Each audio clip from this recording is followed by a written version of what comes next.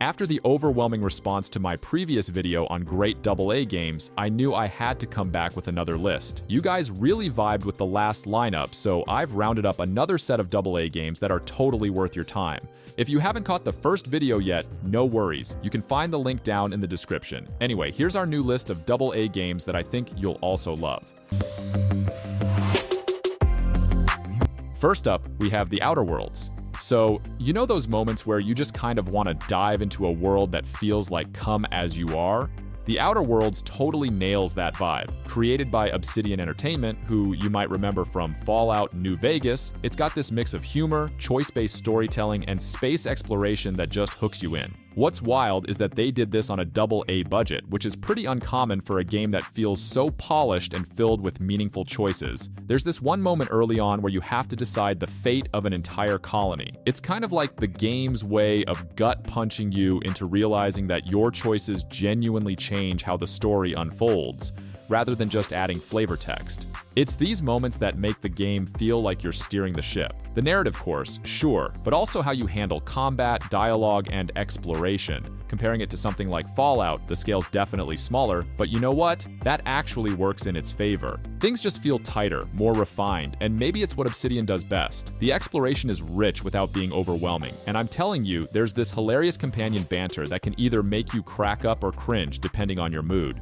These interactions, relationships, and branching stories, the kind where two people can play the same game and have totally different experiences, are where its true playtime value shines. Up next, we have Outer Wilds. Now, Outer Wilds is something else entirely. Less of a game and more of an experience that I don't want to spoil too much because it's one of those you have to see it for yourself type deals. It's like piecing together a cosmic puzzle, consistently throwing you off balance with how much there is to uncover. Small development team, pretty modest budget. Mobius Digital went in focusing solely on exploration and mystery, and it shows. The game doesn't hold your hand, which is surprisingly refreshing. You're just kind of there, you know?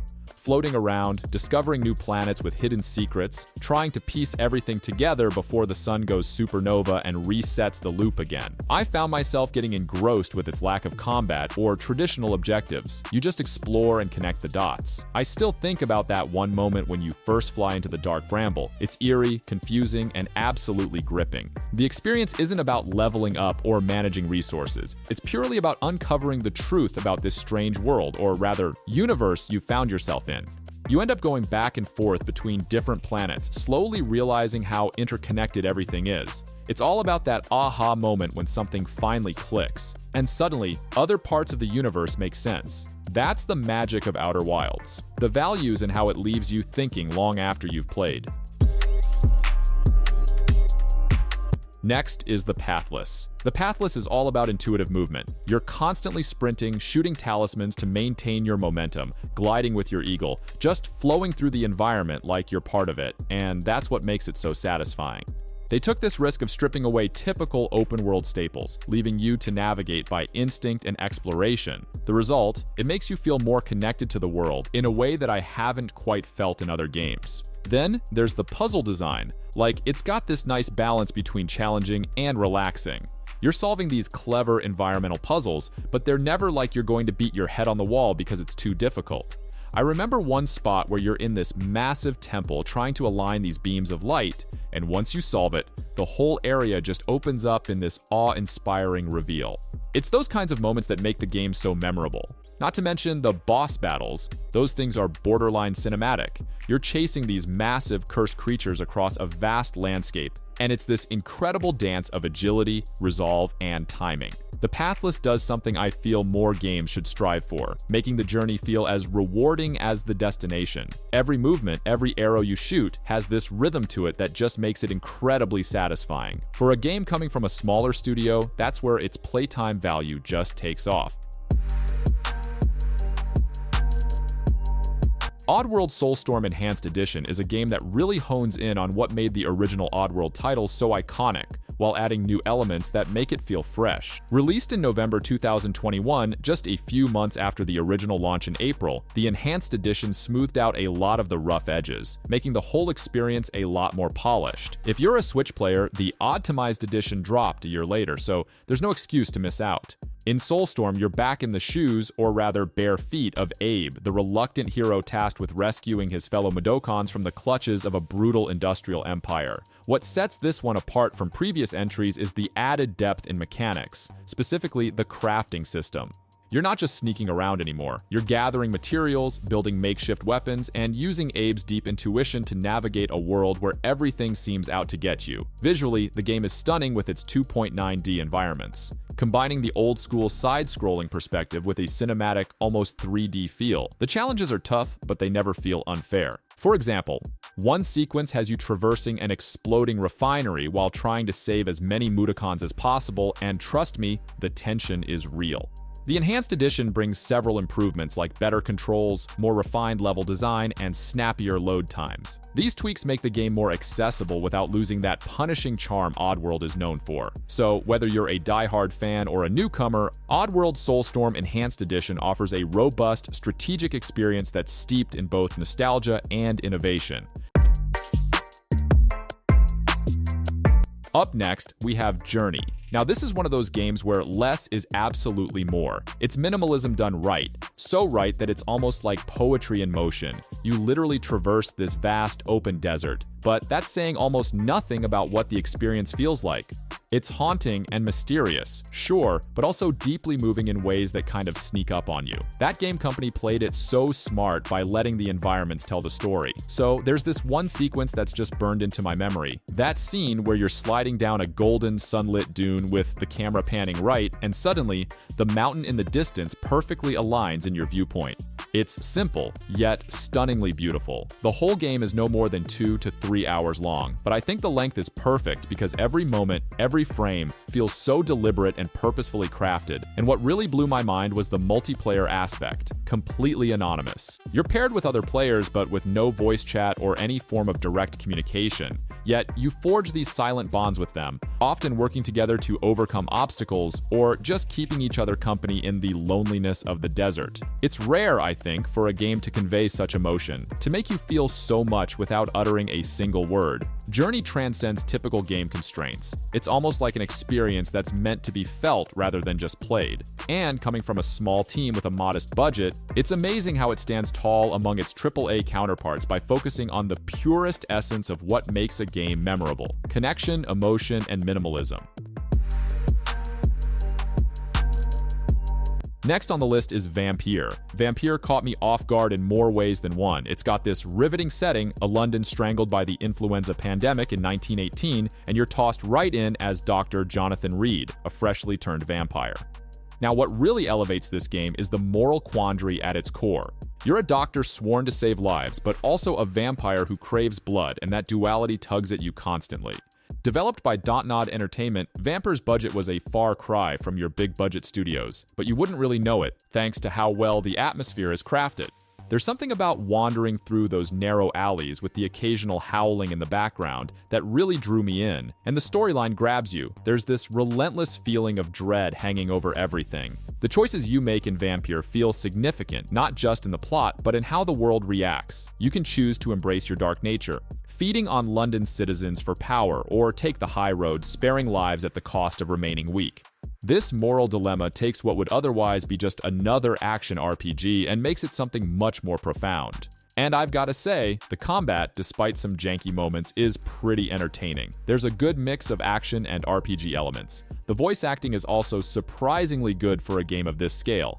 One of those nights, I ended up standing on a bridge overlooking the cold Thames after making a particularly tough decision. It reminded me that sometimes the lasting value in a game comes from the emotions it pulls out of you, not just the hours you clock on it. Greedfall by Spiders is one of those games that kind of slips under the radar but ends up being a gem if you give it a chance. It's got this interesting blend of 17th century European exploration mixed with a heavy dose of magic and fantasy elements. The world building here is exceptional. You've got this rich colonial backdrop with intricate relationships between different factions, and it's all very politically charged. What struck me is that you can tell they were aiming for an experience similar to something like Dragon Age, but on a mid-budget. And they succeeded in many ways, especially with the narrative and choices. There are so many branching paths. It's like you're walking a tightrope trying to balance alliances, personal loyalties, and moral decisions. It feels very BioWare in its approach, but with its own distinct flavor. The character customization and skill trees also add enough depth to make your playstyle feel personal. It's not often that a game allows for that level of flexibility without feeling spread thin. Spider's really focused on making sure everything fits together: combat, diplomacy, and exploration. Given its AA status, it may have its rough spots like the occasional awkward animation or dialogue choices that miss the mark, but overall, it's sprawling and full of substance, in ways that feel way beyond its budget. Up next is Biomutant. This is the game that had me intrigued right from its announcement. It's this weird mix: open-world action, RPG elements, and heavy on the kung fu. Developed by Experiment 101, a pretty small studio, it promised a lot. And honestly, it delivered in some surprising ways. The world building is absolutely vibrant, even if it's post-apocalyptic. You're wandering through these lush, vibrant biomes, and there's something almost childlike about the way you interact with it. What's unique here is how the game lets you mutate your character. You roll with this raccoon-like creature, and your DNA directly impacts your abilities, whether you're super strong, a nimble acrobat, or like part machine with rocket arms. And the customization doesn't stop there. You've got weapons you can craft and mod into some pretty wild shapes and forms. The narrative is like a storybook being read by this quirky narrator who's with you every step of the way. The game's morality system, too, plays a big part in how things unfold, constantly pushing you to decide between light and dark, and the world subtly changes around you based on those decisions. It's got that AA charm for sure, moments where you think that this game is really ambitious for what they were working with. It might not win any awards for tight combat mechanics or perfect polish, but its creativity, charm, and genuinely engaging world more than make up for that. Jusant is one of those games that feels like it's made for people who just want to escape for a bit. No combat, no traditional quests, just pure exploration. This game from Dontnod Entertainment, who also made Vampire, leans into its simplicity with both arms wide open. There's this focus on rock climbing, and honestly, it's so well executed. The entire journey revolves around scaling a colossal mountain, and the climbing mechanics are just intuitive. You're gripping ledges, leaping between handholds, and using this magical rope to secure yourself. It's like a puzzle in motion. Each climb has this calming rhythm to it, like the way the world fades out when you're fully engrossed in a task. Jusant really nails that zen-like balance between challenge and relaxation. The story is there, but it's subtle and told through the environment and small interactions. Kind of keeps you on the edge of this lingering mystery. Why are you climbing? Where are you even going? It's all up to your own interpretation, which I think you'll also absolutely love. It's a beautiful, meditative experience, and its playtime is worth every second of climbing, uncovering, and simply being. Next up is Solar Ash. This is all about traversing a surreal landscape while battling monstrous entities, and it's a blast. Coming from Heart Machine, who also made Hyper Light Drifter. This game's got that same vibrant, pulse-pounding energy, but it's cranked up to match the fluidity of its 3D world. You're moving fast, constantly zipping around these beautifully strange environments, and the game's movement mechanics are super smooth. Imagine skating on clouds or freely hovering through dreamlike vistas. And the scale of it is vast. You'll find yourself staring up at these colossal beasts, figuring out how to bring them down while staying in one fluid motion. It's all about flow in Solar Ash. The art direction absolutely slays. It's this psychedelic blend of bright colors, twisted landscapes, and abstract structures that make every new area feel like a piece of art you can explore. Here's a game that proves a strong visual style can elevate the entire experience, even when other aspects might be more bite-sized than you'd expect from a full-blown AAA title. The game might be a bit shorter than what many players expect for an action-adventure, but the variety in its movement and world makes it feel like a roller coaster that refuses to slow down. This game has been around for a while now, and if you haven't tried it yet, be sure to check it out. A Way Out is a game that's all about that split-screen, buddy experience, and after mentioning Hazelight Studios in the previous video for their work on It Takes Two, I just had to include this one on the list too. It offers something you don't see every day. A mandatory co-op adventure where every single decision and action requires two players working in sync. The premise is simple but compelling. You and your partner play as two convicts, Leo and Vincent, who need to escape prison and navigate a series of dramatic and sometimes downright wild events that follow. What's so cool is how the game constantly switches things up. One moment you're sneaking around trying to avoid guards, and the next you're engaged in a high-speed chase, weaving through traffic. Each sequence is designed to keep both players engaged, and it's amazing how the game manages to convey tension, urgency, and even moments of calm through its split-screen format. Remember, this isn't a drop-in or drop-out kind of experience. You need a real partner, whether online or on the couch next to you. That joint effort creates some memorable moments, like trying to coordinate a breakout while watching each other's backs, a real nail-biter. What's also great is how the story develops. It's more emotionally complex than you might expect, filled with twists and turns that I won't spoil here. While the gameplay could be considered short by some standards, it's packed with variety. A Way Out might be made for two, but it's one incredible journey that showcases Hazelight Studios as a master of co-op storytelling. Next up is Wasteland 3. Wasteland 3 is one of those games that really benefits from its AA status. Developed by InXile Entertainment, it thrives on a modest budget while still delivering a rich, complex experience. This turn-based tactical RPG pulls you into a post-apocalyptic Colorado, as cold and brutal as its snowy landscape. The thing is, it's not just about shooting or looting. This game excels in choices that actually matter, and I mean really matter. You're constantly forced to pick sides, make moral decisions, and deal with the messy consequences. One moment, you're negotiating peace between warring factions, and the next, a wrong choice could lead to a complete bloodbath, often in ways you didn't see coming. It strikes a remarkable balance between deep narrative and strategic combat. Speaking of which, the combat is equally satisfying. Every move feels weighty. Every bullet, every grenade strategically placed matters. The decisions extend to how you build your squad, customizing them with unique skills and loads of wacky weapons. For a game that came together on a budget far less than AAA titles, Wasteland 3 packs in way more value than you'd expect, blending story, strategy, and a world so immersive you won't want to leave it behind.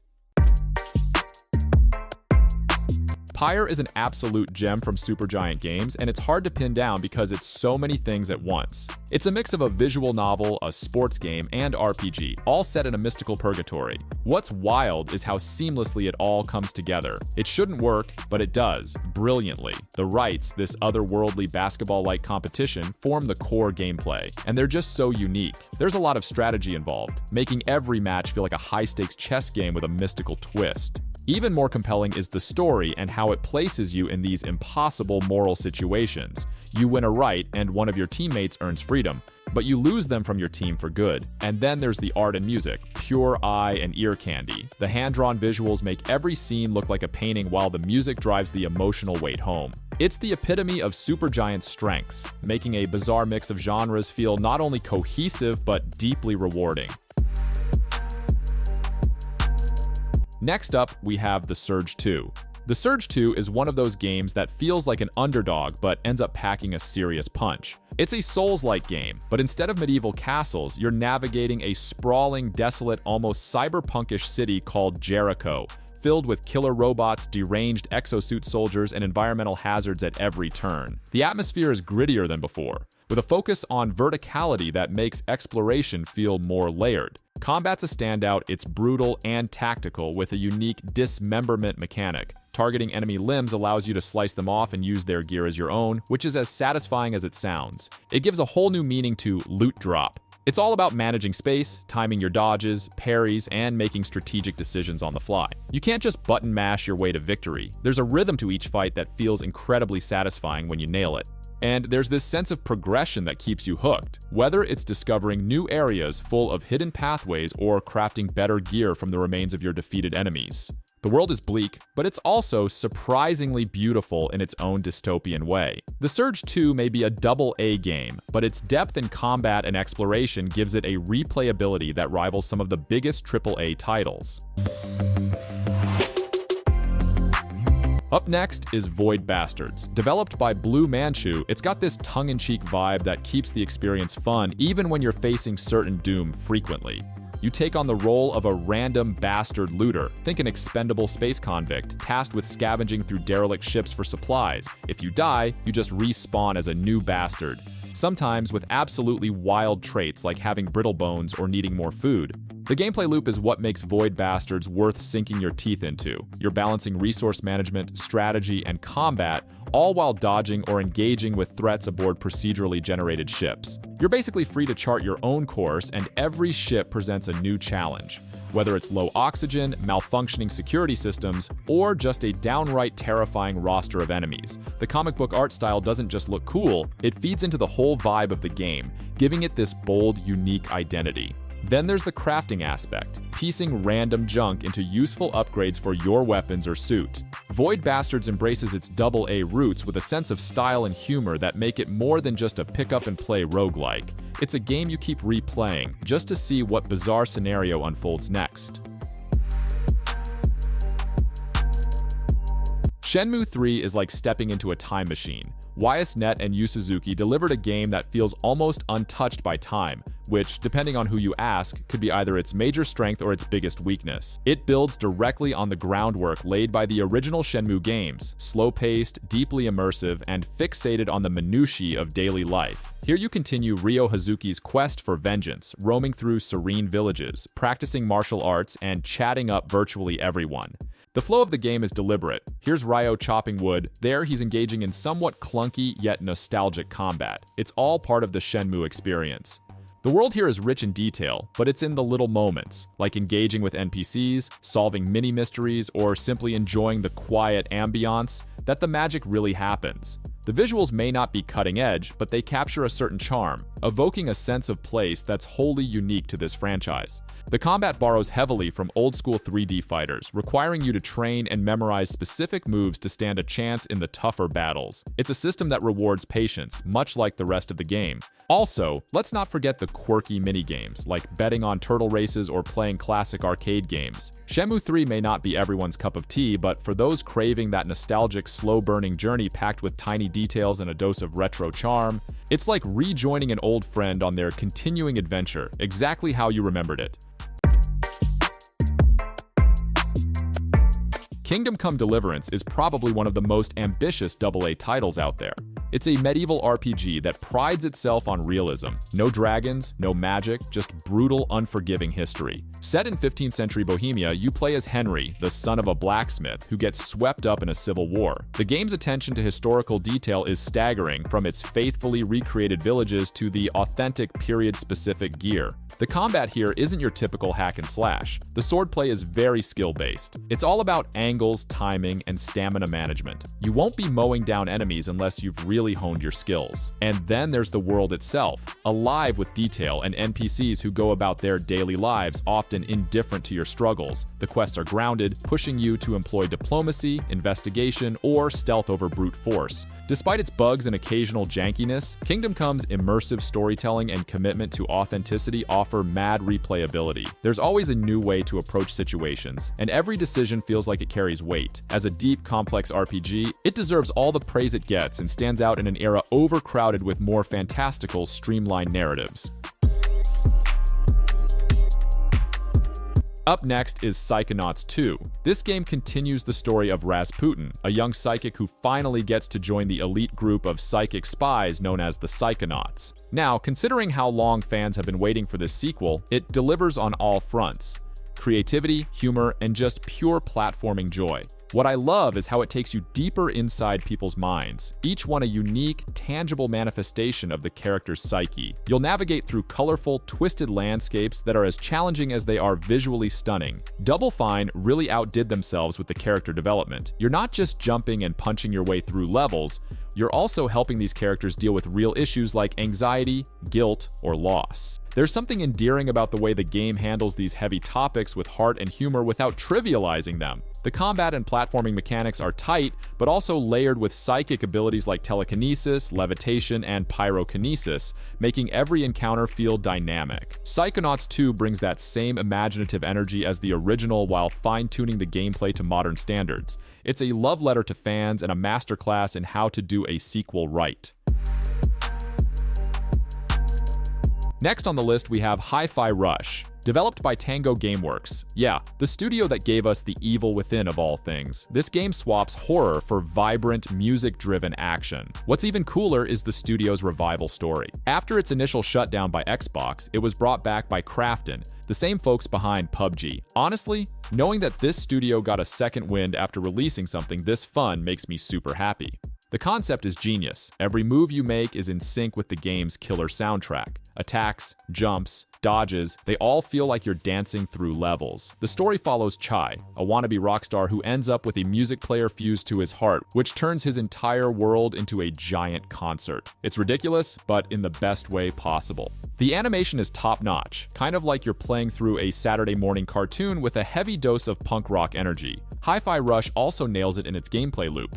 The combat is straightforward, but it's the rhythmic element that keeps it endlessly engaging. There's even a grade system that keeps you coming back, trying to perfect each stage. Knowing that Tango Gameworks is still around to create such unique gems is like a musical riff in itself that deserves a thumbs up and makes me excited to see what they'll do next.